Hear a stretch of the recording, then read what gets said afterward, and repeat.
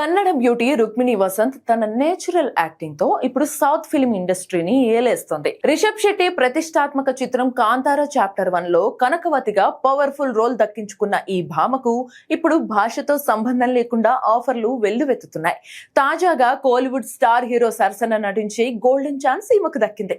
లబ్బర్ పందు సినిమాతో sensation create చేసిన దర్శకుడు తమిళరస పద్యముత్తు తన తదుపరి చిత్రాన్ని ధనుష్ తో తెరకెక్కించబోతున్నారు.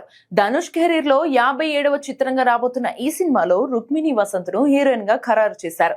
గతంలో ఆమె కోలీవుడ్ లో చేసిన విజయ్ సేతుపతి సరసన చేసిన ఏఎస్ శివకార్తికేయన్ అలాగే మదరాసి చిత్రాలు ఆశించిన ఫలితాన్ని ఇవ్వలేదు.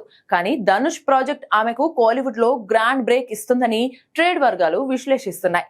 కేవలం తమిళంలోనే కాదు, అన్ని ప్రధాన భాషల్లోనూ అమ్మడు నటిస్తుంది. తెలుగులో ఎన్టీఆర్, ప్రశాంత్ నీల్ కాంబినేషన్ లో వస్తున్న డ్రాగన్ లో హీరోయిన్ గా నటిస్తుంది. అలాగే యష్, ధనుష్ వంటి స్టార్ హీరోల సినిమాల్లో అవకాశాలు అందుకోవడంతో రుక్మిణి వసంత్ కెరీర్ ఇప్పుడు టాప్ గేర్ లో వెళ్లిపోయింది.